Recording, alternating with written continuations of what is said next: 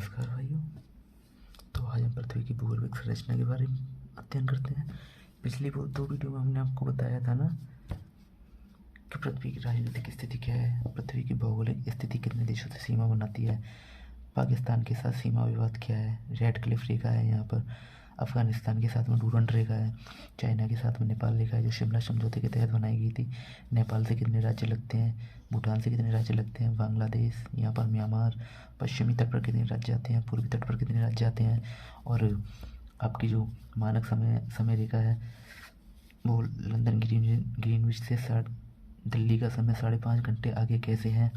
ठीक है, ये कितने राज्यों से गुजरती है और यहाँ से ये कर्क रेखा कितने राज्यों से गुजरती है। लेकिन आज हम पृथ्वी के भूगर्भिक संरचना के बारे में पढ़ते हैं। भूगर्भिक संरचना आखिर होती क्या है। जब पृथ्वी की उत्पत्ति हुई थी 4.5 अरब वर्ष पहले, जब पृथ्वी की उत्पत्ति 4.5 अरब वर्ष पहले हुई थी तो पृथ्वी एक संगठन गोले की भांति थी। लेकिन वैगनर के सिद्धांत के तहत पेंजिया 2 भागों में टूटा, गोंडवाना लैंड और उत्तरी अंगारा लैंड में। ठीक है ना। तो अब होता क्या है, उत्तरी अंगारा लैंड से महाद्वीप का निर्माण हुआ जो कि उत्तरी अमेरिका था, यूरोप था, एशिया था, और दक्षिणी जो गोंडवाना लैंड है वो दक्षिणी अमेरिका, अफ्रीका, ऑस्ट्रेलिया और अंटार्कटिका महाद्वीप में विभाजित हुआ था। हमने बताया था कि भारत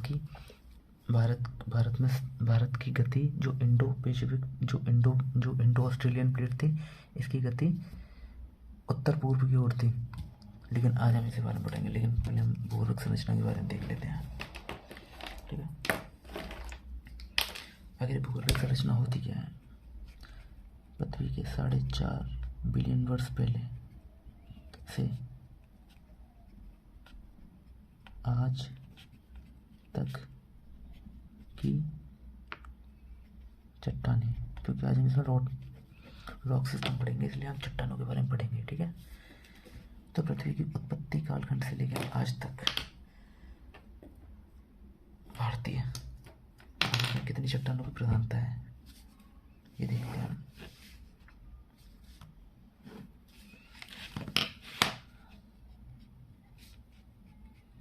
ये भूगर्भिक समय सारणी के अंतर्गत ही है।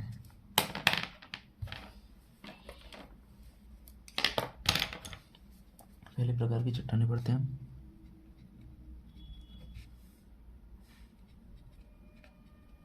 आद्य महाकल्प की चट्टानें,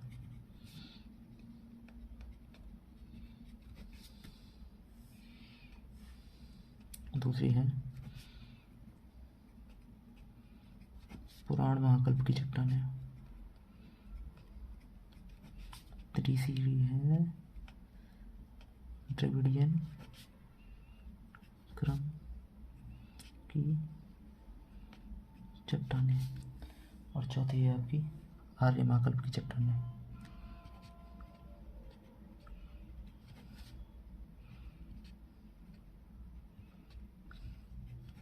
ठीक है, अब आद्य महाकल्प की चट्टानें भी हमारे भारत में 2 प्रकार की पाई जाती हैं।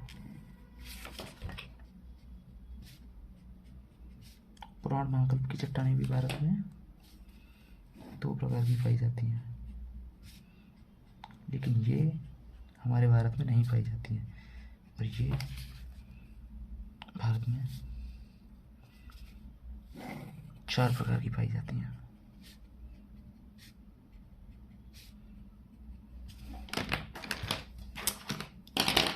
सबसे पहले हैं आर्किन क्रम की चट्टानें,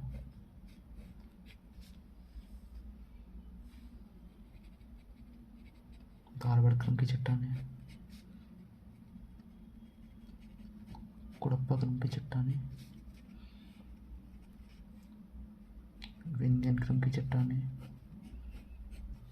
और ये द्रविडियन हमारे भारत में पाई नहीं जाती हैं, और ये 4 प्रकार की होती हैं।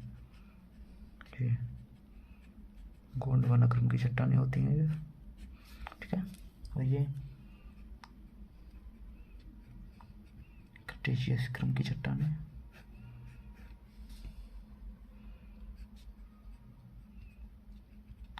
टर्शियरी क्रम की चट्टानें, जिसमें भारत के हिमालय की उत्पत्ति हुई थी। और ये क्वाटरनरी क्रम की चट्टानें, जैसे कि हम आपको बताते हैं, ये गोंडवाना है, क्रिटेशियस है, टर्शियरी, क्वाटरनरी। ये क्या है? पृथ्वी की उत्पत्ति कालखंड से लेकर आज तक जो भी हमारा भूगर्भिक इतिहास है, क्या बोला? भूगर्भिक इतिहास है, इतिहास से जुड़ा हुआ, उन्हें हम कई चरणों में बांटते हैं। जैसे हम भूगर्भिक समय सारणी के अंतर्गत देखते हैं कि सबसे पहले इसको समझाते हैं। ये महाकल्प क्या है? महाकल्प बटा हुआ होता है कल्पों में, और कल्प बटा होता है युगों में, और युग बटे होते हैं शकों में। ये भाई साहब, ये आप देख रहे हो महाकल्प, ये पृथ्वी की उत्पत्ति कालखंड से लेकर आज तक, इसे हम दो भागों में विभाजित करते हैं, जैसे कि प्री कैम्ब्रियन और पोस्ट कैम्ब्रियन। प्री कैम्ब्रियन 4.5 अरब वर्ष पहले से 570 मिलियन वर्ष तक, और ये 570 मिलियन से आज तक है। ये कल्प वगैरह सब इसी में बटे होते हैं। जैसे कि प्री कैम्ब्रियन को हम 3 भागों में बांटते हैं, एजोइक है, आर्कियोजोइक है, प्रोटेरोजोइक है। फिर पोस्ट कैम्ब्रियन को हम 4 भागों में बांटते हैं, पेलियोजोइक, मेसोजोइक, सीनोजोइक और नियोजोइक। ठीक है ना। फिर इतिहास को भी हम इसी तरह से देखते हैं, क्योंकि प्रापाषाण काल वगैरह थे। ये आपको जो नियोजोइक थे, नियोजोइक से पहले का काल, नियोजोइक हमारा 2 भागों में बटा हुआ था, प्लीस्टोसीन और होलोसीन में। प्लीस्टोसीन से पहले प्रापाषाण, और प्लीस्टोसीन के बाद में मध्यपाषाण काल, और होलोसीन के बाद में नवपाषाण काल। लेकिन हम इतिहास नहीं पढ़ रहे, लेकिन हम कल्पों को बता रहे हैं कि कैसे कैसे 2 भागों में बटे हुए थे। लेकिन हाँ, और हम सबसे पहले हम आर्कियन कल्प की चट्टान देखते हैं।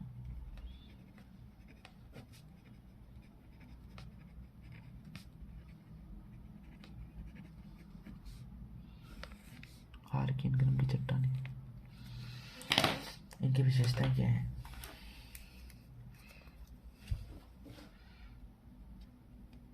सबसे पुरानी चट्टानें, ये सबसे पुरानी चट्टानें होती हैं भारत की क्या है, ये जहाँ भी पाई जाएंगी ना, किसी भी विश्व के किसी भी देश में, ये हमेशा पुरानी चट्टानें होती हैं। क्योंकि पृथ्वी के उत्पत्ति कालखंड से लेकर आज तक की जो चट्टानें हैं, सबसे पुरानी ये होती हैं आपकी आर्कियन क्रम की चट्टानें। अब ये हमारे भारत के, अब जैसे कि बिना मैप के तो हम पढ़ाएंगे नहीं, मैं तो बिना मैप के नहीं पढ़ाता भाई, तो इसलिए बिना मैप के तो पढ़ाऊँगा ही नहीं आपको। मैप आप भी बनाना सीखो भाई।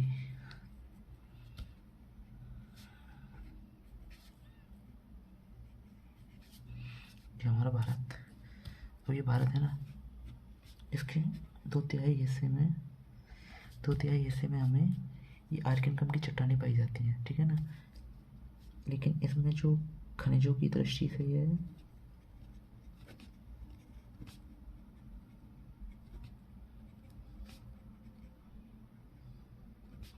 कम महत्व रखता है।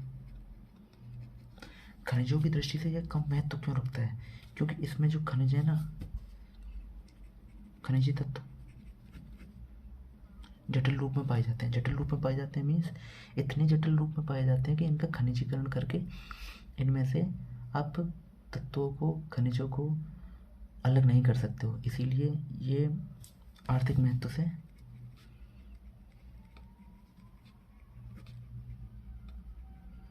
कम महत्वपूर्ण होते हैं। ठीक है। अब खनिजों की दृष्टि से हो गया, भारत के भूगर्भ में 2/3 हिस्सों में पाया जाता है। अब इनके अपरदन से लाल पीली मिट्टी का निर्माण होता है। लाल मिट्टी होने का कारण क्या है? आयरन की उपस्थिति। ठीक है। और पीला होने का कारण, जब यह वाली मिट्टी मीन्स आर्कियन क्रम से अपरदित होने वाली मिट्टी जब जलीय भागों में पाई जाती है, तो इनमें फेरिक ऑक्साइड नाम का यौगिक होता है, जो फेरस ऑक्साइड में चेंज हो जाता है, जिस कारण इसका रंग पीला हो जाता है। ठीक है। अब ये देखते हैं हम, ये पाई कहाँ जाती हैं, इनकी अवस्थिति। पाई कहाँ जाती हैं, ये देखो प्रॉपर तरीके से दिखाता हूँ आपको। ये देखो ये पाई कहाँ जाती हैं, ये पाई जाती हैं,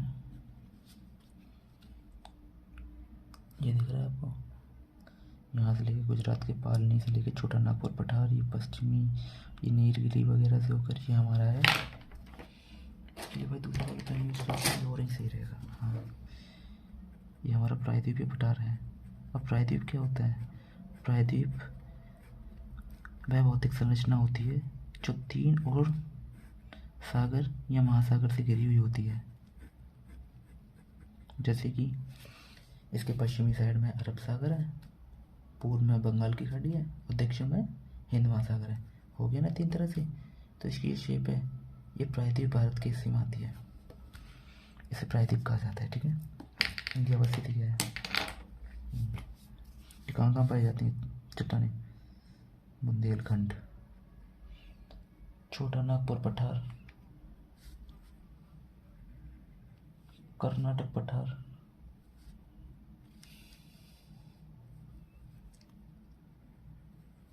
तमिलनाडु पठार। कौन कौन सा? बुंदेलखंड, छोटा नागपुर जो झारखंड और उड़ीसा क्षेत्र में आते हैं, कर्नाटक का पठार, और ये चौथा वाला तमिलनाडु का पठार। तो हम डायरेक्ट नाम लिख देते हैं। ठीक है। बुंदेलखंड MP और UP लिख सकते हैं। छोटा नागपुर पठार, कर्नाटक पठार और तमिलनाडु पठार। ठीक है।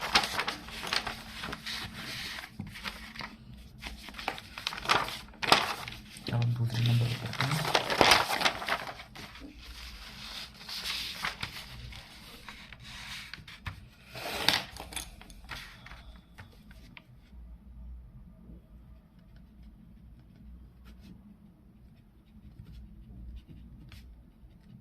धारवाड़ की चट्टान है। ये देखो, सबसे पहले आपको एक चीज बताता हूँ। धारवाड़ जो कोई पर्वतीय प्रदेश है,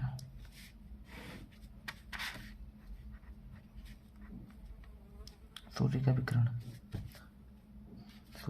से प्रत्यास्थता के कारण इसका आयतन बढ़ता है। दूसरी कंडीशन में बादल होने से बारिश होती है, टेम्परेचर कम होता है और इसका आयतन सिकुड़ता है। आयतन बढ़ता है, आयतन सिकुड़ता है। तो लॉन्ग टाइम प्रोसेस के कारण ये चट्टानें हो जाती है कमजोर, इनमें चटकन पड़ जाती है। चटकन और टूट फूट को जो सेम जगह पर हो उसे बोलते हैं अपक्ष है। अपक्ष, ठीक है। टेम्परेचर, लेकिन जब ये सेडिमेंट, ये जो अपक्ष है, टूटा फूटा हुआ भाग है, जब ये जल के माध्यम से नीचे आने लगता है तो इसकी गतिमान अवस्था को बोलते हैं हम क्या? अपरदन। टूट फूट अपक्ष है, ठीक है। और जब ये सेडिमेंट इकट्ठा होता है, पहले बार उसी पहले लेयर पर गई, दूसरी बार इसमें दूसरी लेयर, तीसरी बार इसमें तीसरी लेयर, चौथी बार इसमें चौथी लेयर, ये भी कोई नदी घाटी वगैरह में जमा होते हैं, ठीक है। तो इन्हें बोलते हैं हम निक्षेपण। निक्षेपण की वजह से ये अवसाद होते हैं ना, इन्हें हम अवसाद बोलते हैं। गाद कीचड़ वगैरह होती है, हमें से हम अवसाद बोलते हैं। तो ये अवसादों के जरिए बने हैं, तो इन्हें अवसादी चट्टानें भी बोलते हैं, जो व्यवहार में मुलायम होती हैं, लेकिन हाई टेम्परेचर और हाई प्रेशर के कारण कंडीशन के अकॉर्डिंग ये बहुत हार्ड भी हो जाती हैं, जिन्हें हम कायांतरित चट्टानें भी बोलते हैं। तो धारवाड़, यह है भारत की प्रथम अवसादी चट्टानें हैं।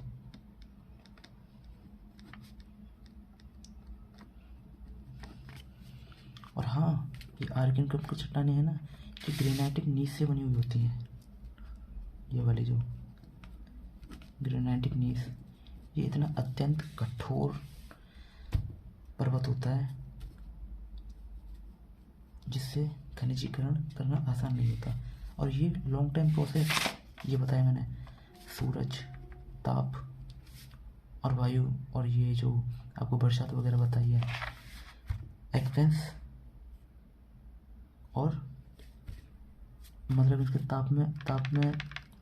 ताप की वजह से आयतन का बढ़ना, और बारिश वगैरह की जो टेम्परेचर कम होने से आयतन का घटने की वजह से ये कमज़ोर हो जाती है, अपक्षय, टूट फूट के कारण ये अपर्दन होता है। अपर्दन के कारण ये आपको निक्षेपण की अवस्थिति प्राप्त होती है। निक्षेपण से अवसाद, ये प्रथम अवसादी चट्टानें होती हैं, क्योंकि है ये इसी का पार्ट। जो सेडिमेंट इसी में पाए जाएंगे, इसी में पाए जाएंगे। लेकिन ये अब देखो, धारवाड़ क्रम की चट्टानें पड़ती कैसे हैं, क्योंकि ये अपक्षण होते हैं, ये टूट फूट होती है, ये जाते हैं, ये पहली लेयर बन गई, दूसरी लेयर बन गई, तो टूट फूट कर अवसादी चट्टानें आसान होती हैं, मीन्स नरम होती हैं। ये तो बहुत कठोर है, ये नरम है, तो इनमें से माइनिंग करना आसान होगा। तो इसके कारण यह है धात्विक दृष्टि से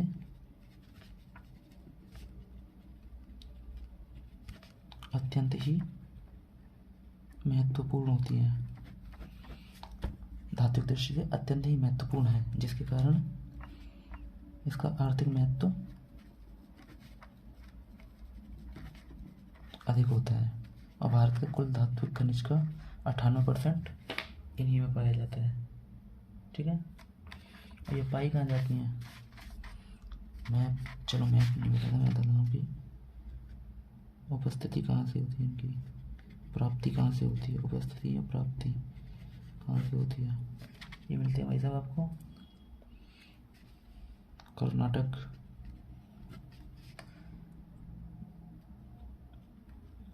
छोटा नागपुर पठार,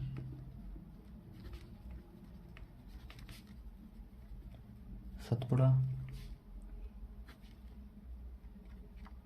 अरावली व शिलोंग। ये भाई साहब जो आप अरावली देख रहे हो ना, भारत की जब बलित पर्वत श्रेणियों की उत्पत्ति होती है ना, पर्वत निर्माणकारी घटना को हम बोलते हैं ओरोजनी। तो भाई साहब ये जो ओरोजनी के तहत ही प्राप्त हुआ था ना, ये विश्व की पहली बलित पर्वत श्रेणी है। और बलित पर्वत श्रेणी को 4 युगों में देखते हैं, वैसे बताएंगे हम, लेकिन बता ही देता हूँ।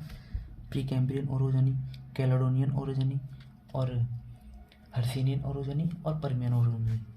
ठीक है ना, अब इनमें से देखते हैं कुड़प्पा क्रम की चट्टानें।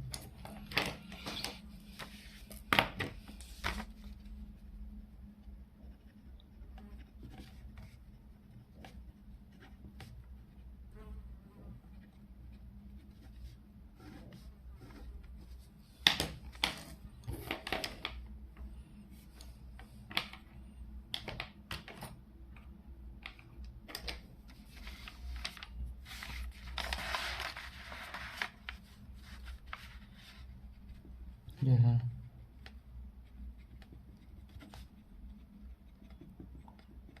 द्वितीय अवसादी चट्टान है। द्वितीय अवसाद कैसे, ये क्या बना,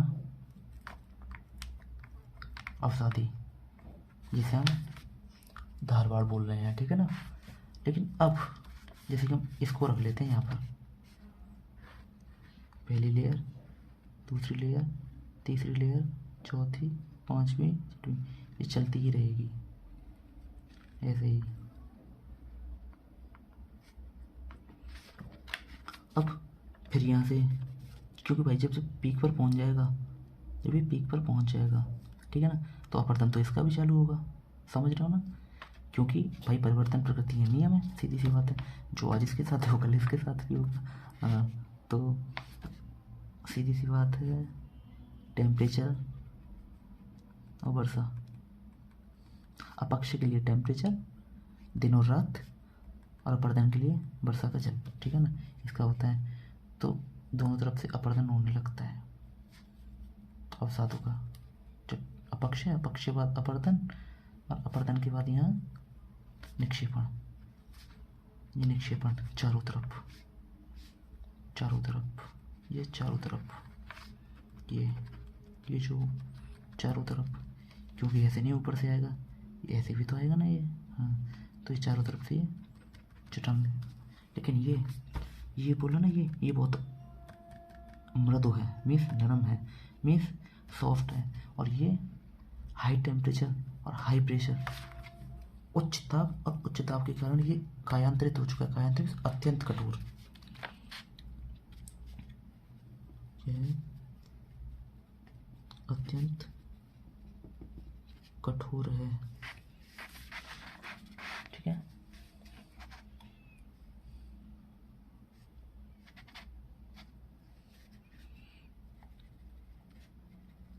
यह है कुल धात्विक खनिज का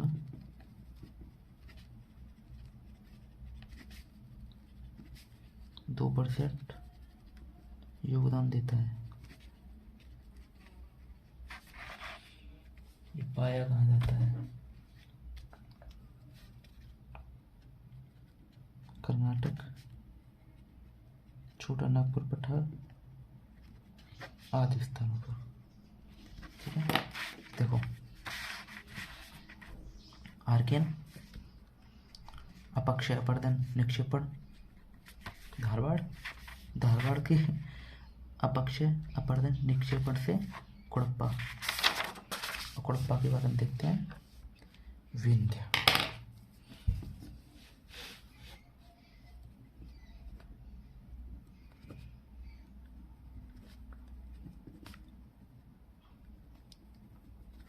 विंध्य के नाम की चट्टान है।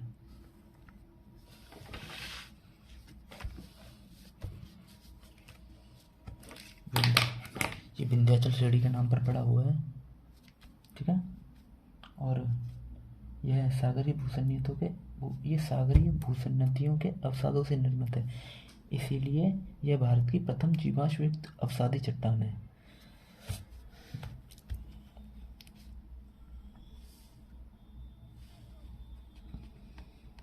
सागरीय भूसन्नतियों के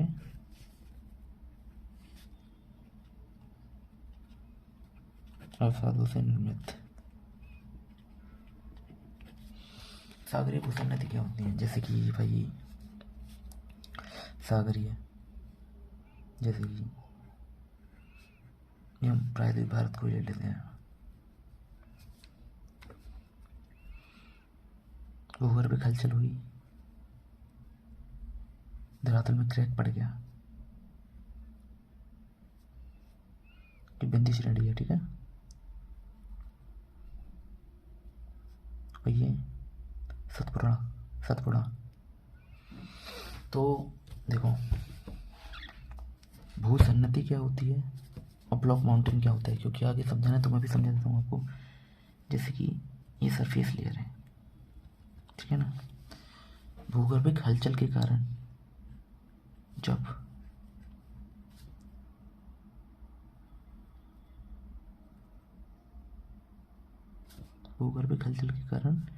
जब जमीन का हिस्सा नीचे धंस जाए तो हम समय भूसन्नति बोलते हैं। और ये स्थिर उसी जगह पर रह जाए, इस पर कोई प्रभाव ना पड़े, तो इसे बोलते हैं ब्लॉक माउंटेन, इसे बोलते हैं हम भ्रंश घाटी।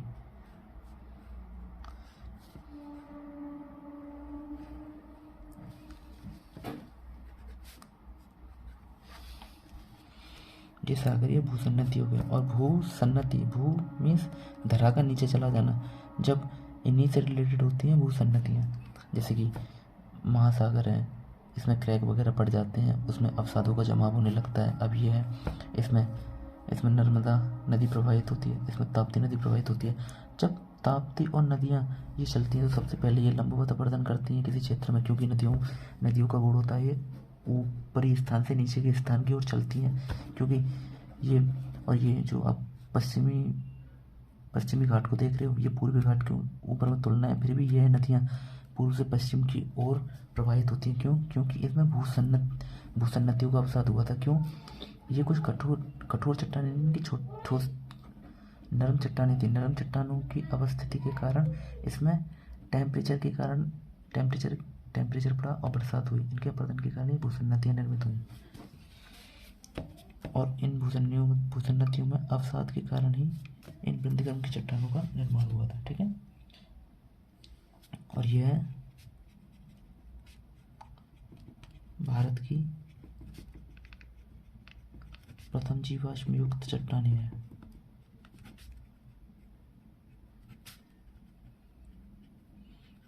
क्योंकि इस काल तक पृथ्वी पर फोना और आपके जो प्लांट्स वगैरह हैं वो निर्मित हो चुके थे। क्योंकि और अपक्षय और अपरदन में वो दबकर जीवाश्म में तब्दील हो गए। ठीक है, जिसमें चूना पत्थर, संगमरमर,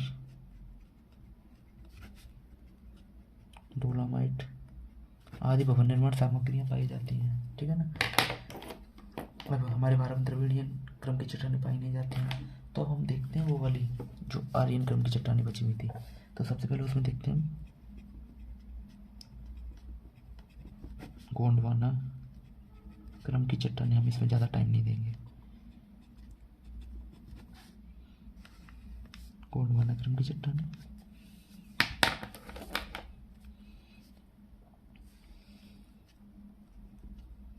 यह कोयला आधारित चट्टानें हैं।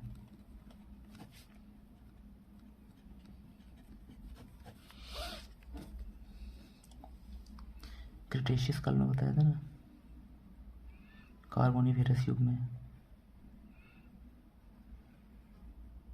33 का विभाजन हुआ। सॉरी, ये पेंजिया था।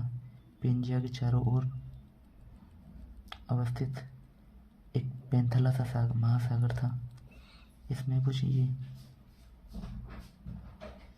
एक टैथिस भूसन्नति थी, जो कि भूगर्भीय हलचलों के कारण यह प्लेटों में विभक्त हो चुका था। क्योंकि विभक्त होने के कारण इसका उत्तरी भाग अंगारा लैंड और दक्षिणी गोंडवाना लैंड कहलाया। हमारे भारत की गोंडवाना लैंड की प्लेटें है ना, और इसमें 98% कोयला गोंडवाना लैंड का ही पाया जाता है।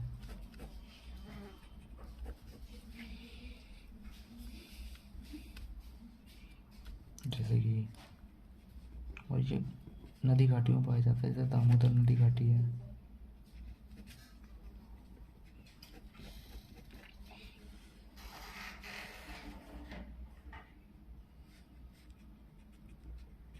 सोन, गोदावरी, सतपुड़ा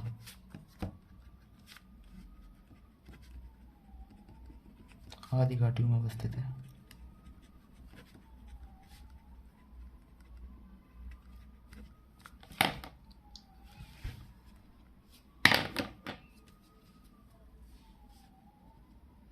क्रिटेशियस क्रम की चट्टानें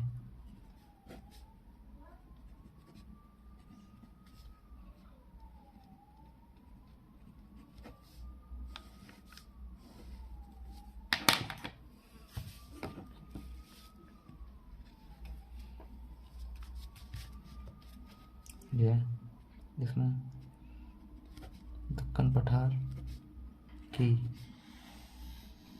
लावा निर्मित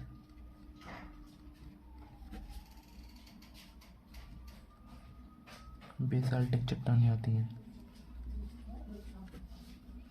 बेसाल्टिक चट्टानें जो कि महासागरीय प्लेट की होती हैं।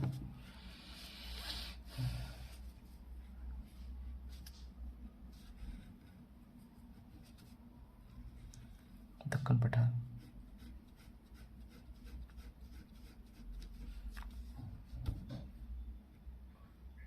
ये भूगर्भीय हलचल के कारण ज्वालामुखी की उत्पत्ति इस जगह पर, जिसके कारण ये दक्कन पठार का निर्माण हुआ। ठीक है।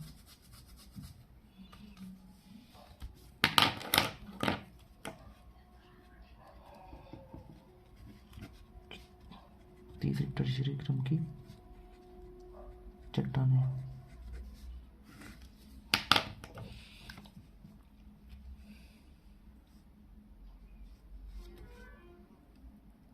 इसमें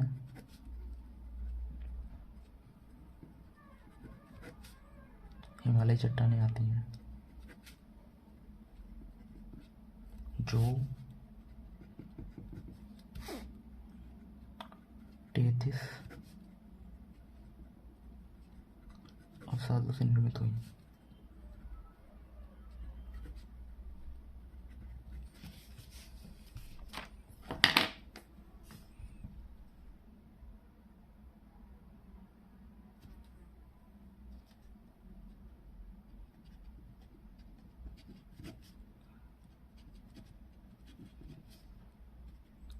क्वार्टरली क्रम की चट्टानें।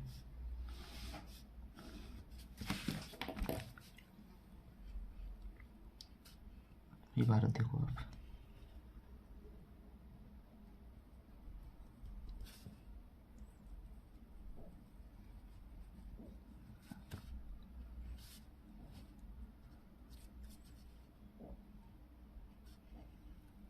ये और यार देखने लगा रहा आपको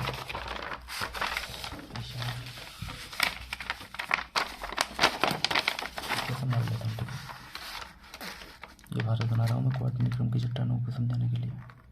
जी मैंने पहले ही बताया था आपको। ये है प्रायद्वीपीय भारत का पठार।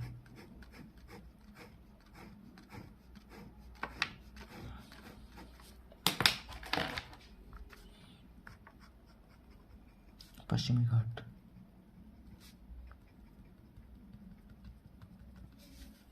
ये है पूर्वी घाट।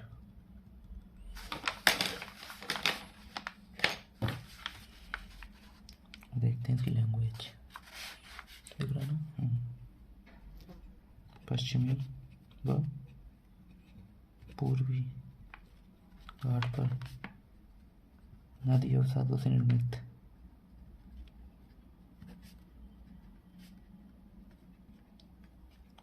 चट्टानें होती हैं। चट्टानें ये नदी है ना, साबरमती है, ठीक है ना, नर्मदा है, ताप्ती है, मांडवी है, ज्वारी है, भरतपुजा है, पेरियार है, ये नदियां हैं। ठीक है ना, ये नदियां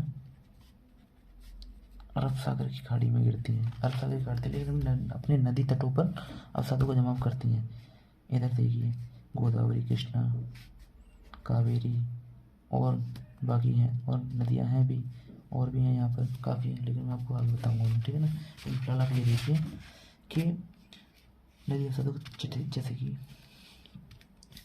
ये नदियाँ अपनी ब्रज घाटी में बहती हैं। ठीक है, नदियाँ तटबंधों पर जमाव कैसे करती हैं। ठीक है ना, जैसे कि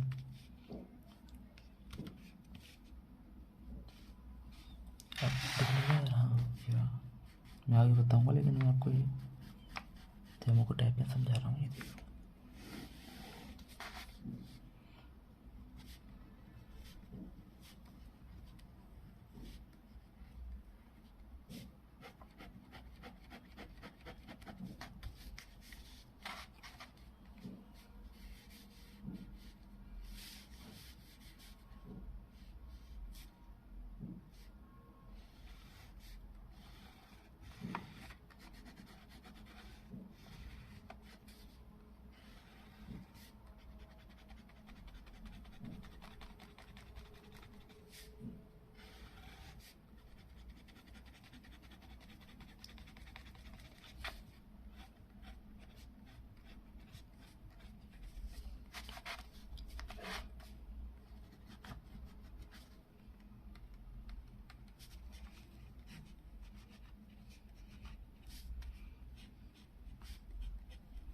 नदी जल,